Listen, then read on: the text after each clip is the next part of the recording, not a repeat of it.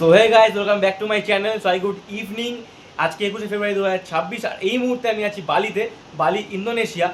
আমরা সেমিনার বিচের একদম কাছে আছি, হোটেল গ্র্যান্ড বালিসানি সুইট।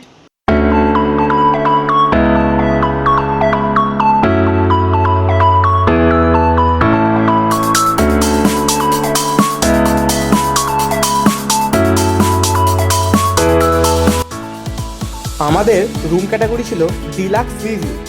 ভাড়া পড়েছিল ভারতীয় টাকায় 17,200 টাকা ফর 3 ডেজ।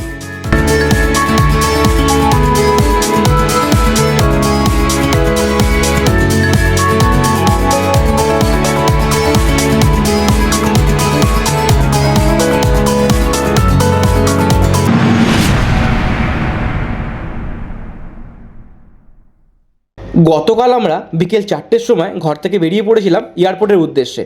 আমাদের বাড়ি থেকে এয়ারপোর্ট যেতে সময় লাগে 20 মিনিটের মতো। আমাদের ফ্লাইট ছিল বিকেল 6:30-এ। এয়ারপোর্ট পৌঁছে আমরা আমাদের চেক ইন ব্যাগ ড্রপ করে প্রস্থান করলাম গেট নাম্বার 101-এর দিকে, কেন কি 101 থেকে আমাদের ফ্লাইট ছাড়বে।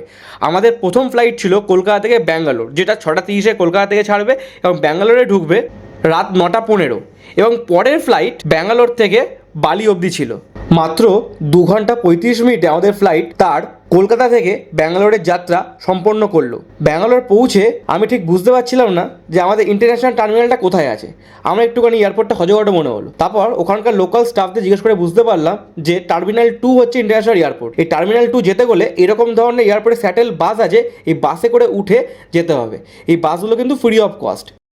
এই হচ্ছে টার্মিনাল 2। এর ইন্টেরিয়রটা যা করেছে না, এক কথায় দারুণ। এটা দেখে একটাই ডায়লগ মাথায় ঘুরছে, ওহো অসাধারণ। তো ফাইনালি আমাদের বালির ইমিগ্রেশন কমপ্লিট, পাসপোর্টের স্ট্যাম্প পড়ে গেছে। এখন ওয়েট করছি ফ্লাইটের জন্য। এখন বাজে হচ্ছে 11:15। আমাদের ফ্লাইট হচ্ছে রাত 12:50-এ, আর ওখানে পৌঁছাবে হচ্ছে সকাল 10:15 বালির টাইম অনুসারে। তখন ভারতের সময় থাকবে সকাল 7:45। ফ্লাইট নাম্বার ইন্ডিগো 6E1605 তার নির্ধারিত সময় থেকে 10 মিনিট লেট করে ছেড়েছিল। ফ্লাইট ডিউরেশন 6 ঘন্টা 55 মিনিট। পরের দিন সকালে চোখ খুলে এইরকম প্রাকৃতিক সৌন্দর্যের সম্মুখীন হতে হয়। ইন্দোনেশিয়ায় টোটাল 17,000-এরও বেশি দ্বীপ আছে।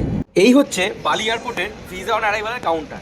আমাদের আগে থেকেই ই ভিসা করে রাখা ছিল বলে এই কাউন্টারে দাঁড়াতে হয়নি। আজকে এই কাউন্টারে ভিড় দেখা না গেলেও জেনারেলি এই ভিসা অন অ্যারাইভাল কাউন্টারে প্রচুর ভিড় থাকে, তাই ই ভিসা করে আসাই বেস্ট। এখানকার গাড়ি বুকিং এর লোকাল অ্যাপ হচ্ছে গ্র্যাব অ্যান্ড গোজেক। আমার মোবাইলে আগে থেকে গ্র্যাব অ্যাপ ইনস্টল করা ছিল বলে আমি মোবাইল থেকে একটা গাড়ি বুক করিনি এবং এই গ্র্যাব লাউঞ্জের সামনে চলে আসি। এখান থেকেই ড্রাইভার আমাদের পিক করে হোটেল অবধি নিয়ে যায়। গাড়ি ভাড়া পড়েছিল ভারতীয় টাকায় 734 টাকা। এয়ারপোর্ট থেকে আমাদের হোটেলের দূরত্ব ছিল 8 কিলোমিটার। বালিতে এসে আমি এদের কোনো লোকাল কোনো অপারেটরের সিম ইউজ করিনি। আমি আমার সিমটাকে কলকাতা থেকে ইন্টারন্যাশনাল রোমিং অ্যাক্টিভেট করে এসেছিলাম। সারা রাতের ফ্লাইট জার্নি করে বালিতে এসে প্রথম দিনে সাইট সিনের চক্করে না পড়ে এরকম বিচ ক্লাবগুলোকে এক্সপ্লোর করাটাই বেস্ট অপশন হয় বলে আমার মনে হয়। কুটা সেমিনায়কে প্রচুর এরকম বিচ ক্লাব আছে। এখন হচ্ছে এখানে সন্ধ্যে 6:15, কিন্তু সন্ধ্যের কোনোই চিহ্ন নেই। পুরোপুরি এখানে বিকেল আছে। আমি এসেছি বিচটাকে আজকে এক্সপ্লোর করতে, কেন কি আমাদের হোটেলের সামনে একেবারে বিচ আছে। তো এখানে বিচে থাকবো কিছুক্ষণ, দেন চলে যাবো হোটেলে। আর কাল থেকে আমাদের শুরু হবে সাইট সিন। সকাল সকাল বেরিয়ে পড়ে যায় স্কুটি নিয়ে। এই স্কুটির ভাড়া হচ্ছে একদিনে 534 টাকা। আজকের দিনের প্রথম সাইট সিন স্পট হচ্ছে তেগেনুনগান ওয়াটারফল। হোটেল থেকে বেরিয়েই আমাদের প্রথম কাজ ছিল পেট্রোল ভরা। বালিতে পেট্রোলের দাম হচ্ছে 50 টাকা লিটার, তবে এরকম লোকাল দোকান থেকে পেট্রোল ভরলে দাম একটু বেশি পড়তে পারে। আমাদের হোটেল থেকে তেগেনুনগান ওয়াটারফলসের দূরত্ব হচ্ছে 27 কিলোমিটার, সময় লাগবে 1 ঘন্টা। তবে পুরো বালিতে গুগল ম্যাপের ওপর ভরসা করে একদমই থাকবে না, কেন কি গুগল ম্যাপ যে সময় দেখায় তার থেকে বেশিই লাগবে। বালির রাস্তা একদমই ছোট এবং সরু, ফলে অনেক ট্রাফিকের সম্মুখীন হতে হবে। এই জন্যই বালির সাইট সিন করতে গেলে স্কুটি নেওয়াটাই বুদ্ধিমানের কাজ। 4 চাকা ভাড়া করলে অনেকটা সময় খেয়ে যাবে।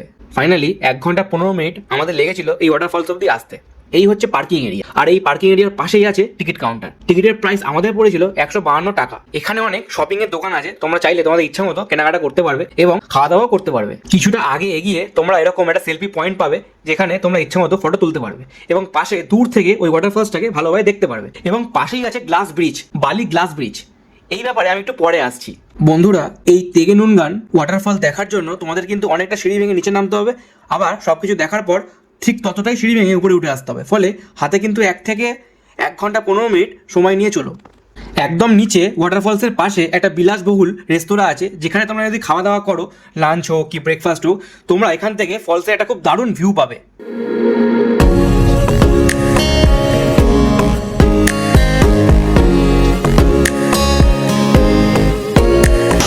এখন আমি আছি তেগিনুনগান ওয়াটারফলসে। পিছনে যে ওয়াটারফল দেখতে পাচ্ছ না ভাই, এক কথা দারুণ। আর বর্ষাকালে এই অপূর্ব প্রাকৃতিক সৌন্দর্য পুরো সিনটাকে পুরো এনহ্যান্স করে দিচ্ছে। একটু আগে যে বিলাসবহুল রেস্তোরাঁর কথা বলছিলাম, এটা হচ্ছে সেটা। আজকে ব্রেকফাস্টের জন্য এটাকেই চুজ করা হয়েছিল। এই ক্যাফেটার নাম হচ্ছে ওম্মা ডে ক্লাব। এটা হচ্ছে একদম ওয়াটারফলসের একদম কাছে। এখানে যদি খেতে হয় তো একটু দাম বেশি পড়ে, আর একদম যেখানে গেটের মুখে যে দোকানগুলো আছে ওখানে তো এর থেকে দাম কম। বাট এখানকার এক্সপিরিয়েন্স যা আছে না ভাই, একদম সেরা। মানে একদম ওয়াটারফলসকে দেখতে দেখতে যে ভিউটা আসছে, এক ঘর ভিউ আসছে। এদের দুখানা ফ্লোর আছে। সেকেন্ড ফ্লোরতে খুব সুন্দর টপ ভিউ পাওয়া যায়, এবং ফার্স্ট ফ্লোরে এদের সুইমিং পুলের ব্যবস্থা আছে।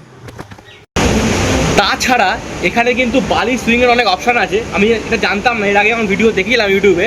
আমি জানলাম যে বালি সুইং উবুতে করে, কিন্তু না, বালি সুইং কিন্তু এখানেও হয়। আমি যে দেখতে পাচ্ছি ওয়াটারফলসের ঠিক উপরে বালি সুইং হচ্ছে। একটু আগে বালি গ্লাস ব্রিজ নিয়ে কথা বলেছিলাম, এবার সেই ব্যাপারেই আসছি। বন্ধুরা, বালি গ্লাস ব্রিজ কিন্তু এই ওয়াটারফলসের একদম পাশেই আছে, ওই মোটামুটি 1 কিলোমিটার রেঞ্জের মধ্যে অবস্থিত।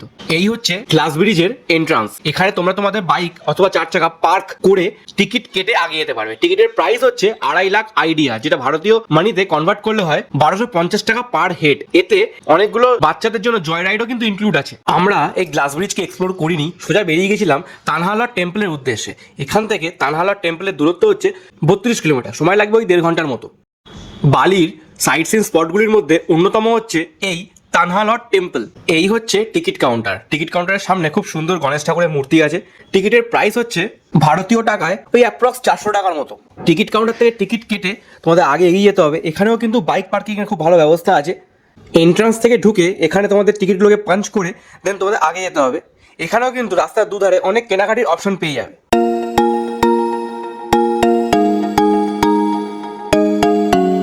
16th সেঞ্চুরিতে এই হিন্দু টেম্পলটিকে দেবা বরুণার উদ্দেশ্যে বানানো হয়েছিল, অর্থাৎ সমুদ্র দেবতার উদ্দেশ্যে বানানো হয়েছিল। এই টেম্পলটি বালি দ্বীপের দক্ষিণ পশ্চিম দিকে অবস্থান করছে।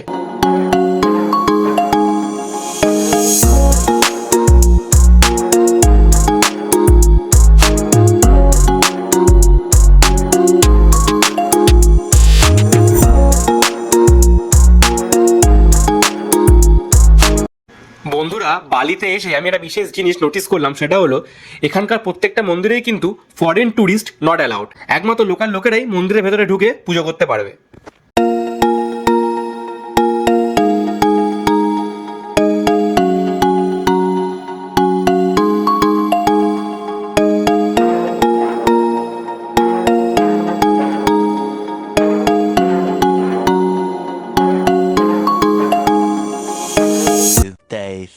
বালিতে আজকে আমাদের 3 নম্বর দিন।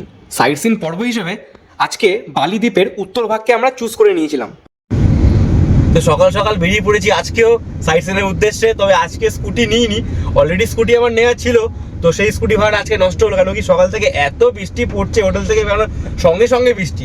তাহলে গাড়ি বুক করে আমরা যাচ্ছি হচ্ছে, প্রথমে যাবো উলুন্দানু টেম্পল, দেন ওখান থেকে হান্ডারা গেট। আমাদের হোটেল থেকে এই উলুন্দানু টেম্পলের দূরত্ব হচ্ছে 51 কিলোমিটার, সময় লাগবে ওই 2 ঘন্টার মতো। পথে পড়বে লুওয়াক কফি গার্ডেন। এই লুওয়াক কফি গার্ডেনকে আমরা এক্সপ্লোর করবো না, সোজা বেরিয়ে যাবো টেম্পলের উদ্দেশ্যে। বেসিক্যালি লুওয়াক কফি ব্যাপারটা হচ্ছে যে একটা বিশেষ ধরনের বীজ, এক বিশেষ ধরনের বিড়ালকে খাওয়ানো হয়, এবং বিড়ালটা যখন পটি করে সেই পটি থেকে ওই বীজটাকে প্রসেস করে দেন আগে কফি তৈরি করা হয়।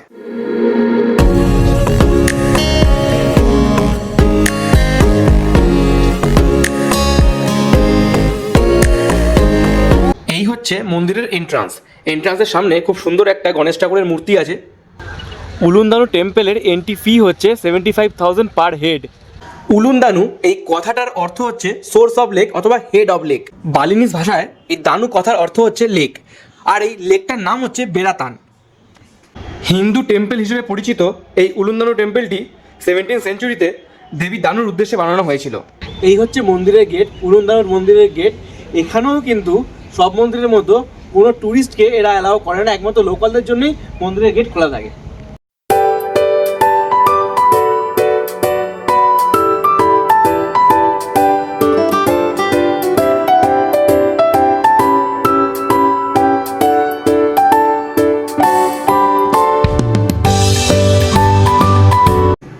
ইস্কন টেম্পল থেকে এই হান্ডারা গেটের দূরত্ব হচ্ছে 3 কিলোমিটার। বেসিক্যালি এই হান্ডারা গেট হচ্ছে একটা বিলাসবহুল রিসর্টের এন্ট্রান্স, যেটা বালির গেট অফ হেভেনের স্ট্রাকচারে বানানো হয়েছে। বর্তমানে ছবি তোলার ক্ষেত্রে এই হান্ডারা গেটটি বালির গেট অফ হেভেনের থেকে বেশি জনপ্রিয়।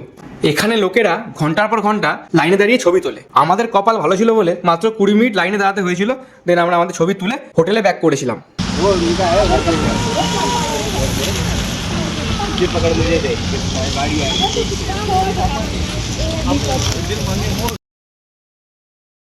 চার নম্বর দিনে আমাদের হোটেল গ্র্যান্ড বালিসানি সুইটকে বাই বাই জানিয়ে বেরিয়ে পড়লাম নুসা পেনিডার পথে। নুসা পেনিডায় আমাদের আগে থেকেই হোটেল বুকিং ছিল। গতকাল বালিতে প্রচণ্ড বৃষ্টি হওয়াতে রাস্তাঘাটে প্রচুর জল জমে গেছিল। আমাদের হোটেল থেকে সানুর পোর্ট, অর্থাৎ যেখান থেকে নুসা পেনিডার বোট ছাড়বে, তার দূরত্ব হচ্ছে 15 কিলোমিটার। এই 15 কিলোমিটার কভার করতে আমাদের সময় লেগে গেছিলো প্রায় 1.5 ঘন্টা। সানুর পোর্ট থেকে নুসা পেনিডা হারবার অবধি প্রায় অনেকগুলো কোম্পানির বোটই যায়, তবে আমি চুজ করে নিয়েছিলাম অর্জুনা ফাস্ট বোটকে, যার টিকিট আমি অনলাইনে আগে থেকেই বুক করে নিয়েছিলাম। আমাদের অর্জুনা ফাস্ট বোট তার নির্ধারিত সময় থেকে প্রায় 40 মিনিট দেরি করে ছেড়েছিল। সানুর পোর্ট থেকে নুসা পেনিডা অবধি যেতে সময় লাগবে প্রায় 50 মিনিটের মতো। ফাইনালি আমরা আমাদের লাগেজ ড্রপ করে চলে এসেছি বোটে। এখানে ব্যাপার হচ্ছে, যদি তোমরা উপরে বসতে যাও, মানে আপার ডেকে বসতে যাও, সেখানে তোমাদের ড্রিঙ্ক নিতে হবে, তার জন্য এক্সট্রা পে করতে হবে। আর আদারওয়াইজ নিচে বসতে পারো। এবার নিচে কি হয়, মানে অতটা তুমি 360 ভিউ পাবে না, যেটা উপরে পাবে। যেমন দেখাচ্ছি তোমাদের ভিউটা আমি।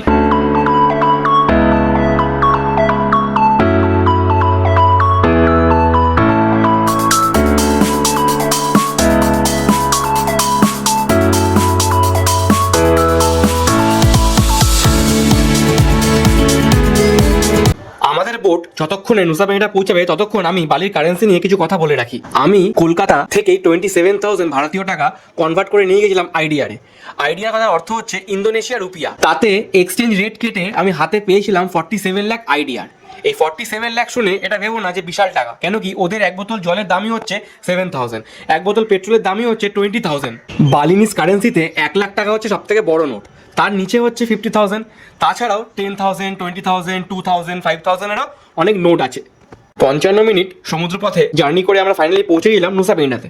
এখানে পৌঁছে আমরা হারবারের সামনে থেকে একটা স্কুটি রেন্ট নিয়ে নিয়েছিলাম। স্কুটি ভাড়া পড়েছিল 534 টাকা ভারতীয় টাকায়। হারবার থেকে আমাদের হোটেল সিমাবো হিলস এর ডিস্টেন্স ছিল 2 কিলোমিটার। এই হচ্ছে হোটেল সিমাবো হিলস। এই সামনেই হচ্ছে রিসেপশন এরিয়া এবং ডান দিকে খুব সুন্দর গণেশ ঠাকুরের মূর্তি আছে। এই পুরো এরিয়াটাই হচ্ছে পার্কিং এরিয়া এবং গণেশ ঠাকুরের মূর্তির পিছনে কটেজ টাইপের রুম আছে। আমাদের রুমের ক্যাটাগরি ছিল গ্র্যান্ড সি ভিউ।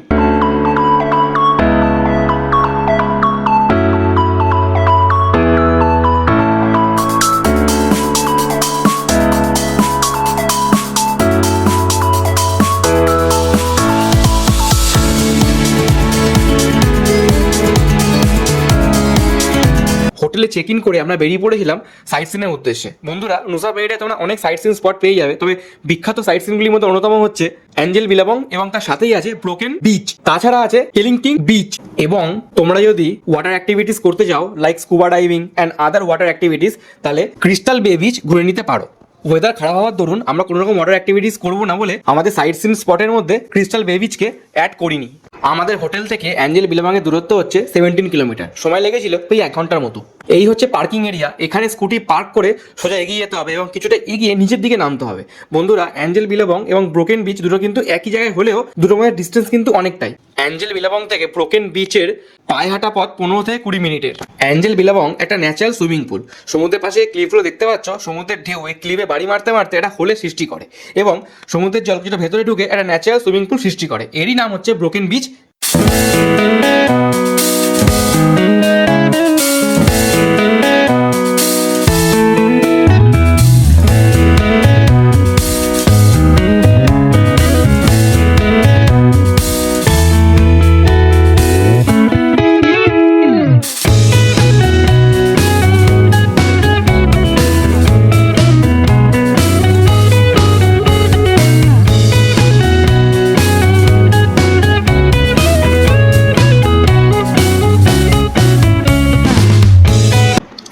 বিলাবং থেকে কেলিংকিং বিচের দূরত্ব হচ্ছে ওই আধ ঘন্টার মতো, 10 কিলোমিটার।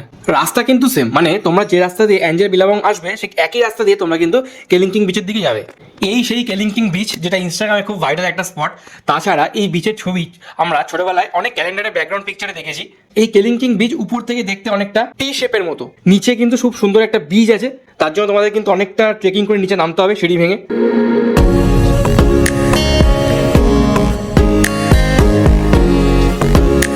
নিচে ওই সুন্দর সি বিচটাকে এক্সপ্লোর করার জন্য তোমাদের মোটামুটি 2 থেকে 3 ঘন্টা হাতে নিয়ে চলতে হবে। কেন কি ট্রেকিং পথে তোমাদের নিচে নামতে হবে, আবার সবকিছু দেখা হয়ে গেলে উপরে উঠে আসতে হবে সিঁড়ি ভেঙে। ফিউচারে ট্যুরিস্টদের জন্য এই লিফটের ব্যবস্থা করা হচ্ছে। এই লিফটটা হয়ে গেলে যে কোনো ট্যুরিস্টরা খুব সহজেই নিচে নামতে পারবে এবং বিচটাকে এক্সপ্লোর করে খুব সহজেই উপরে উঠে আসতে পারবে।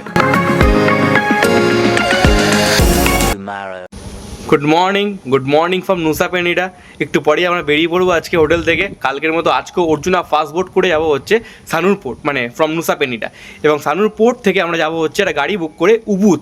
ওখান থেকে মানে সানুর পোর্ট থেকে উবুদের ডিস্টেন্স হচ্ছে 20 কিলোমিটার।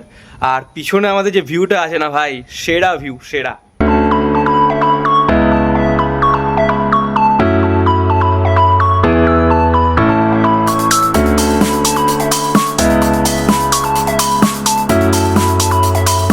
এই হচ্ছে নুসা পেনিডা হারবার। আমরা এখান থেকেই যাবো হচ্ছে সানুর পোর্ট, মানে বালিদ্বীপ। হোটেল থেকে বেরাতে লেট হয়ে গেছিলো বলে আমরা হারবারে ঠিক টাইম মতো পৌঁছাতে পারিনি। ফলে আমাদের যে টিকিট ছিল অর্জুনা ফাস্ট বোটে সেটা ক্যান্সেল হয়ে যায়। কিন্তু সৌভাগ্যবশত ওরা আমাদের পরবর্তী যে ফাস্ট বোট ছিল অ্যাঞ্জেল বিলাবং, সেখানে আমাদের টিকিট শিফট করে দিয়েছিল উইদাউট এনি এক্সট্রা চার্জেস। ফেরার সময় আমরা লোয়ার ডেকে বসেই ফিরেছি এবং আজকের ওয়েদার খুবই ক্লিয়ার। এখান থেকে বালি যেতে সময় লাগবে ওই 50 থেকে 55 মিনিটের মতো। 2 hours later. বন্ধুরা, আমরা সানুর পোর্ট পৌঁছে সেখান থেকে একটা গাড়ি বুক করে উবুদ যাওয়ার পথে কিছু এক্সপিরিয়েন্স গেইন করেছি। সেটা হলো, তোমরা যখন বালি থেকে নুসা পেনিডা যাবে তোমাদের গ্র্যাব থেকে বুক করা গাড়ি তোমাদের হারবারে গেট অব্দি ড্রপ করে দেবে। কিন্তু তোমরা যখন নুসা পেনিডা থেকে বালি আসবে, মানে তোমরা যখন সানুর পোর্টে নামবে এবং সানুর পোর্ট থেকে একটা গ্র্যাব বুক করে যখন তুমি যাবে উবুদে, তোমাদের কিন্তু লোকাল ট্যাক্সি ইউনিয়ন যারা আছে ওখানকার গ্র্যাবকে ঢুকতে দেবে না ওই পোর্টের এরিয়ার মধ্যে। ওরা যে ভাড়া চাইবে সেটা কিন্তু 3 গুণ থেকে 4 গুণ। ফলে তোমরা কিন্তু ওই ধান্দায় পড়বে না। সিম্পলি তোমরা পোর্টের বাইরে চলে আসবে। ওয়াকিং ডিস্টেন্স মোটামুটি 750 থেকে 800 মিটারের মতো। ওই 15 মিনিট থেকে 10 মিনিট সময় লাগবে হাঁটতে। যেই তোমরা পোর্টের বাইরে হাই রোডটাতে আসবে, সেখানে তোমরা কিন্তু খুব সহজেই গ্র্যাব অ্যাপ থেকে গাড়ি বুক করতে পারবে, অথবা যে কোনো রানিং ফাঁকা গাড়ি তোমরা কিন্তু ইজিলি বুক করতে পারবে উবুদ যাওয়ার জন্য, অথবা তোমাদের যেখানে তোমরা যাবে সেই জায়গার জন্য। এতে কিন্তু ভাড়া অনেক কম হয়। আমরা যেমন এখান থেকে গ্র্যাব অ্যাপ দিয়ে গাড়ি বুক করেছিলাম উবুদের জন্য, আমাদের ভাড়া পড়েছিল ভারতীয় টাকায় 800 টাকা। কিন্তু আমরা যদি ওখান থেকে গাড়ি বুক করতাম, মানে ওদের লোকাল ট্যাক্সি ইউনিয়নের যে রেটটা আমাদের থেকে চাইছিল সেটা কিন্তু ছিল ভারতীয় টাকায় 2600 টাকা। এই হচ্ছে আমাদের উবুদের হোটেল, যেখানে আমরা থাকবো 2 দিন। সানুর পোর্ট থেকে উবুদ অব্দি আসতে, মানে এই হোটেল অব্দি আসতে আমাদের সময় লেগেছিল 1 ঘন্টা 15 মিনিটের মতো।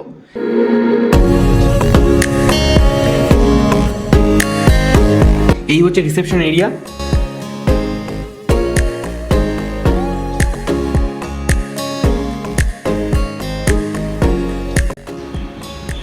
এই হচ্ছে আমাদের রুম, যেটা গ্রাউন্ড ফ্লোরেই ছিল। 2 দিনের ভাড়া আমাদের পড়েছিল ভারতীয় টাকায় 21,100 টাকা।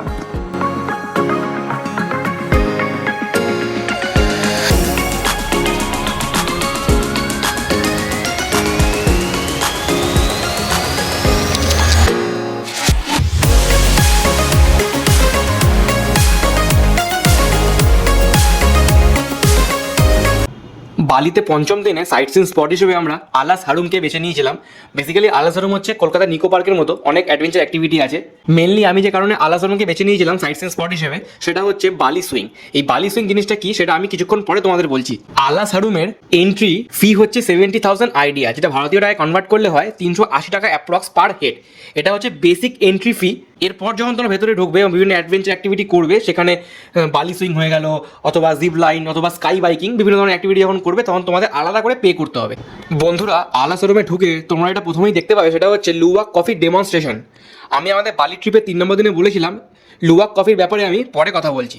আজকে আমি সেই ব্যাপারেই কথা বলবো। এই হচ্ছে লুওয়াক কফির পুরো প্রসেসটা। স্ক্রিনের ডান দিক থেকে বাঁ দিকে স্টেপ বাই স্টেপ পুরো প্রসেসটা দেখানো হয়েছে। প্রথমে বিড়ালের পুপ থেকে যে বীজটাকে বার করা হচ্ছে, সেই বীজটাকে নিয়ে আগে প্রসেস করে স্টেপ বাই স্টেপ পুরো কফিটা প্রসেস করা হচ্ছে। A few moments later. ইচ্ছে হচ্ছে ডাব খাবো। সারা বালিতে যখনই ডাব দেখি এরকম হাইব্রিড দেখি, হাইব্রিড মাল খেয়ে মজা নেই ভাই। কেন কি কচি জিনিসটাই আলাদা। এই হচ্ছে বালি সুইং, যার জন্য মেনলি এখানে আসা। বালি সুইং হচ্ছে এখানকার খুব জনপ্রিয় একটা অ্যাক্টিভিটি। গ্রাউন্ড লেভেল থেকে বেশ খানিকটা উপরে তোমাদের এইভাবে একটা জায়েন্ট সুইং করানো হবে, এটাকে বলে বালি সুইং। আমরা বেসিক্যালি এটা করার জন্য এসেছিলাম, কিন্তু এখানে যা লাইন, মোটামুটি 2.5 ঘন্টা লাগবে লাইন শেষ হতে, দেন আমরা চান্স পাবো, তাই জন্য আমরা এটা আর করিনি। বালি সুইং করার জন্য তোমরা তোমাদের ড্রেস পরেও করতে পারো, অথবা এদের থেকেও কস্টিউম ভাড়া করে বালি সুইং করতে পারো। সেক্ষেত্রে কস্টিউম ভাড়ার চার্জেস হচ্ছে ভারতীয় টাকায় 1,500 টাকা অ্যাপ্রক্স, আর বালি সুইং করার জন্য টাকা লাগবে হচ্ছে 2,000 টাকা থেকে 2,200 টাকা অ্যাপ্রক্স পার পার্সন। এখানে অনেক রকম অ্যাক্টিভিটি আছে, তার মধ্যে একটা হচ্ছে জিপ লাইন। ওই যে জিপ লাইনটা করছে, আর এই জিপ লাইন দেখে মনে পড়ছে ভাই ভোলু, এরা তো বাচ্চা আমাদের কাছে ভাই। কোথা থেকে করেছি জিপ লাইন বলতো? নিচে ওরকম নদী। আমরা এখন করেছিলাম জিপ লাইনটা শিশুতে গিয়ে, সেই শিশুর জিপ লাইন আর এর জিপ লাইনের মধ্যে কত তফাৎ বলতো। এই তো ভালো ভালো। বন্ধুরা, সম্পূর্ণ আলাসা-রুমকে দেখানোর মতো আলাদা করে কিছুই নেই। চারিদিকে গ্রিনারিতে ভরা এবং তার মাঝখানে কিছু অ্যাডভেঞ্চার অ্যাক্টিভিটি করার জায়গা আছে। যেমন এখানে স্কাই বাইকিং আছে। এই স্কাই বাইকিংটাও কিছু না, জিপ লাইনের মতনই, এপার থেকে ওপারে সাইকেলে বসে যেতে হবে। তবে এই সবের মাঝখানে একটা জিনিস দেখে ভালো লাগলো, সেটা হচ্ছে ভোলে বাবার স্ট্যাচু বা মূর্তি। এই প্রথম আমি বালিতে ভোলে বাবার মূর্তি দেখতে পেলাম। 2000 years later. দুপুরে আলাসা-রুম দেখার পরে আমরা আমাদের হোটেলে ব্যাক করেছিলাম। বিকেলে বেরিয়ে পড়েছিলাম হোটেল থেকে উবুদ আর্ট মার্কেটের উদ্দেশ্যে।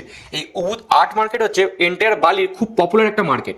আমরা আমাদের বাড়ির জন্য শপিং এখান থেকেই করেছিলাম। এখানে জিনিসপত্রের দাম আমাদের কলকাতার তুলনায় খুব একটা বেশিও না, খুব একটা কমও না। তো আমাদের হোটেল থেকে এই আর্ট মার্কেটের দূরত্ব হচ্ছে 3.2 কিলোমিটার। আমরা সকালেই একটা স্কুটি বুক করেছিলাম, যেটা করে আমরা আলাসা-রুম গেছিলাম। সেই স্কুটি করেই আমরা বিভিন্ন জায়গায় আপ ডাউন করেছিলাম। গুড মর্নিং বন্ধুরা, আজকে 26শে ফেব্রুয়ারি 2026, আর আজকে হচ্ছে আমাদের বালিতে লাস্ট অ্যাক্টিভিটি। আমরা এখান থেকে যাবো হচ্ছে তামান বালি সাফারি, যার দূরত্ব হচ্ছে আমাদের হোটেল থেকে 20 কিলোমিটার। আমাদের হোটেল থেকে তামান বালি সাফারিতে সময় লেগেছিল ওই 40 মিনিটের মতো। বন্ধুরা, এই তামান বালি সাফারি হচ্ছে বালি সাইটসের একটা ইন্টারেস্টিং পার্ট। কেন কি, এখানে তুমি খাঁচায় থাকবে এবং তোমার খাঁচার বাইরে বাঘ, সিংহ এবং আদার্স যে ওয়াইল্ড অ্যানিমেল ঘুরে বেড়াবে। এই জিনিসটা কিন্তু খুব এক্সাইটিং ব্যাপার। যদি এরকম টাইপের কোনো অ্যাক্টিভিটি করতে না চাও, সেক্ষেত্রে তোমরা এটা স্কিপও করতে পারো। উবুদে এসে আমি 2 দিনের জন্য স্কুটি রেন্টে নিয়েছিলাম, যা ভাড়া পড়েছিল 1 লাখ আইডিয়ার পার ডে, মানে ভারতীয় টাকায় ওই 534 টাকা থেকে 540 টাকা অ্যাপ্রক্স। বালিতে কিন্তু বন্ধুরা এই স্কুটি ভাড়া নেওয়াটাই কিন্তু বুদ্ধিমানের কাজ। শুধু পেট্রোল ভরো আর যেখানে খুশি ঘুরে বেড়াও। এখানে পেট্রোলের কালার, বালিতে কিন্তু পেট্রোলের কালার কিন্তু গ্রিন। আমাদের ওখানে যেমন অরেঞ্জ, এখানে কিন্তু গ্রিন। তো গ্রিন থেকে ভাই একটা কথা মাথায় আসছে, মানে বাংলা থেকে বালি, বাংলা থেকে বালি এইবার ভোটে ঘরে ঘরে বাজবে টিএমসির হাততালি। রিজনটা খুব সিম্পল। 500, 1000। ভাই ওতে 500 কম আছে। আরে কম দাম কিছু না, আমি 500 টাকা দিয়ে ইম্পোর্টেড বিড়ি কিনেছি। কি বলে? তো মহা মুশকিল। তামান বালি সাফারিতে পৌঁছে পার্কিং এরিয়া আমাদের স্কুটি পার্ক করে আমরা চটপট টিকিট কেটে নিয়েছিলাম। আমি স্ক্রিনে দিয়ে রাখলাম কোন টিকিটের কী প্রাইস আছে। এখানে বেসিক টিকিট থেকে শুরু করে প্রিমিয়াম টিকিট সব কিছু কোনটার মধ্যে কি ইনক্লুড করা আছে তোমরা এই লিস্টটা দেখলে বুঝতে পারবে। আমরা কিন্তু বেসিক টিকিট কেটেছিলাম। দেন ভেতরে ঢুকে মেন যে টাইগার ফিডিং হয়, যেটা আমি একটু আগেই বলেছিলাম যে খাঁচার মধ্যে আমরা বন্দি থাকবো এবং বাঘ খাঁচার বাইরে থাকবে, এটাকে টাইগার ফিডিং বলে। এটার জন্য আলাদা করে ভেতরে ঢুকে পে করেছিলাম। আমাদের জুতে বেসিক টিকিটের প্রাইস পড়েছিল 4000 টাকা ভারতীয় টাকায় পার হেড। এছাড়া যখন টাইগার ফিডিং করাতে গেছিলাম তখন আলাদা করে পড়েছিল 4000 টাকা পার হেড। টিকিট কাটার পরে তোমাদের এরকম বাসে করে নিয়ে যাওয়া হবে তামান বালি সাফারির মেন এন্ট্রান্স অবধি।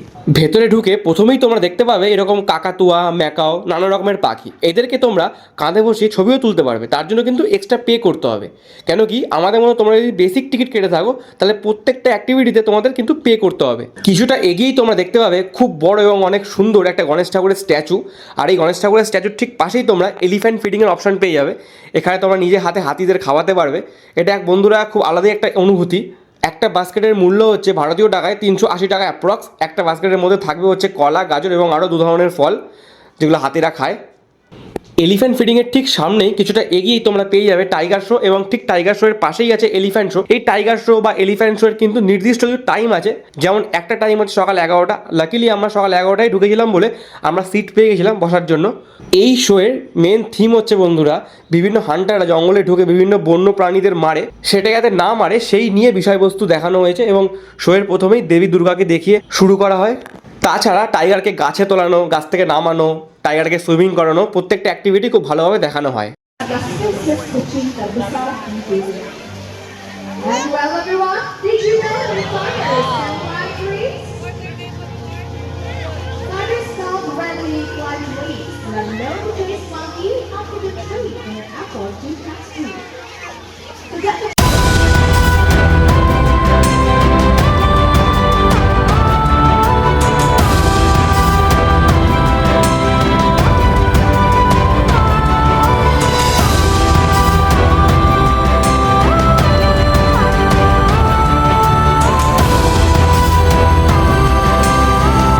এছাড়া এই জুয়ের মধ্যে আছে deer park, Komodo dragon park. বন্ধুরা এই জুটা অনেকটাই বড় এবং প্রচুর অ্যাক্টিভিটি আছে করার জন্য। যদি প্রত্যেকটা অ্যাক্টিভিটি তোমাদের দেখাই তাহলে ভিডিওটা অনেক বড় হয়ে যাবে। আমি মেন জিনিসগুলোকে তোমাদের সামনে রিপ্রেজেন্ট করব। যেমন এই বাসে করে যাব হচ্ছে জঙ্গল সাফারি করতে। এই জঙ্গল সাফারি করে পুরো জুটাই ঘুরে দেখব। এই জঙ্গল সাফারি হোক কি টাইগার শো হোক কি এলিফ্যান্ট শো হোক, এই সব কিছুই কিন্তু বেসিক টিকিটের মধ্যে কিন্তু ইনক্লুডেড। এগুলোর জন্য কিন্তু এক্সট্রা পে করতে হবে না। জঙ্গল সাফারিতে এই বাসে করে যখন তোমরা ঘুরে দেখবে, এই বাসের উইন্ডো গ্লাস থেকে তোমরা বিভিন্ন অ্যানিমালকে খুব কাছ থেকে দেখতে পারবে। Okay, welcome to the amazing Taman Safari Bali. My name is Rian. So today I'll be your ranger during the safari journey. On this safari journey, you are going to meet animals from 3 different areas: Indonesia. বন্ধুরা তোমরা এইভাবে জঙ্গল safari দেখতে থাকো, আর ততক্ষণ আমি কিছু কথা বলতে থাকি তোমাদের অ্যাবাউট বালিনিজ ফুড। বালিতে আমরা 7 দিন ছিলাম। এই 7 দিনে আমরা যে এক্সপিরিয়েন্স গেইন করেছি সেটা হলো, তোমরা যদি আমাদের মতো সিলেক্টিভ খাবার খেয়ে থাকো অথবা ভেজিটেরিয়ান হয়ে থাকো, দেন কিন্তু বালির খাবার তোমাদের একদমই স্যুট করবে না। তোমরা অবশ্যই রাইস কুকার সাথে নিয়ে যেও এবং সাথে করে একটা ছোট ঘিয়ের কন্টেনার এবং ছোট একটা সল্টের প্যাকেট সাথে নিয়ে যেও। এখানে এসে তোমরা প্রচুর ভেজ খাবার এবং নন ভেজ খাবারের দোকান পেয়ে যাবে, যেখানে বড় বড় করে লেখা থাকবে ইন্ডিয়ান ভেজ এবং নন ভেজ খাবার। কিন্তু প্রত্যেকটা দোকানে কিন্তু একটা জিনিস কমন, সেটা হচ্ছে বিফ এবং পর্ক। ভেজ খাও কি নন ভেজ খাও, ব্যাপারটা কিন্তু একই হয়ে গেল যে প্রত্যেকটা রান্নাতেই কিন্তু একই জিনিস, একই তেল, একই হাতা খুন্তি বাসন ইউজ করা হচ্ছে, ফলে তোমাদের কিন্তু সমস্যা হবে। তাছাড়া আরেকটা মেন ব্যাপার, এরা কিন্তু একটা বিশেষ ধরনের সামুদ্রিক মাছকে গলিয়ে তেল বার করে এবং সেই তেল দিয়ে কিন্তু রান্না করে, ফলে একটা অদ্ভুত স্মেল তোমরা কিন্তু পাবে, ফলে তোমরা একদমই খেতে পারবে না। কারণ এরা কিন্তু মাস্টার্ড অয়েল বা রিফাইন অয়েল একদমই কিন্তু ইউজ করে না। প্রথম দিনের খাবার খেয়ে আমরা বুঝে গেছিলাম যে এই খাবার আমরা খেতে পারবো না, কেন কি যে গন্ধটা আমাদের নাকে হিট করেছিল সেটা ভাই মারাত্মক। তাছাড়া সব থেকে বড় কথা হচ্ছে এদের ডমিনোসেও কিন্তু beef pork available.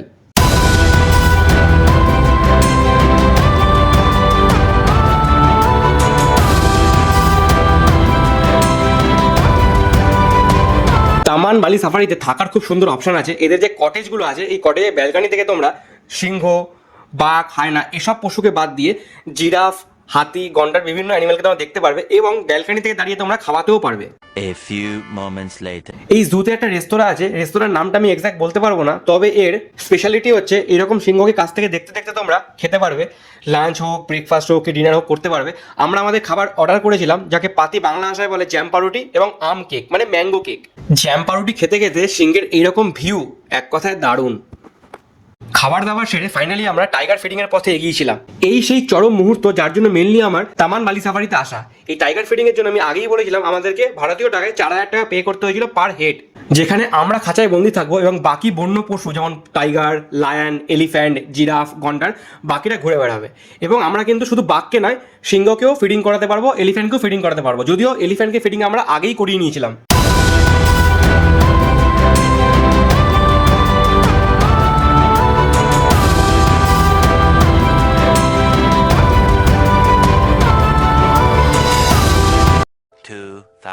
years later. তো বন্ধুরা আমাদের বালি ট্রিপ শেষ, আর এই ব্লগটাকে আমি এখানেই শেষ করছি। তবে যাওয়ার আগে আমি একটা কথাই বলবো যে তোমরা যখন বালি প্ল্যান করবে চেষ্টা করবে একই জায়গায় থেকে সবকটা জায়গায় এক্সপ্লোর করা। সেক্ষেত্রে তোমরা কুটায় থাকো কি সেমিনিয়া কি যেখানে থাকো না কেন, ওই একই জায়গায় থেকে তোমার চেষ্টা করবে যে বাকি সবকটা জায়গা ঘুরে নেওয়া। সেক্ষেত্রে কি হবে, তোমাদের যে লাগেজগুলো আছে রুমে বারবার এখান থেকে নিয়ে গিয়ে ওখানে রাখার সমস্যাটা হবে না, বিন্দাস ঘুরতে পারবে। এটাই হচ্ছে মেন পয়েন্ট। চলো, স্টে সেফ।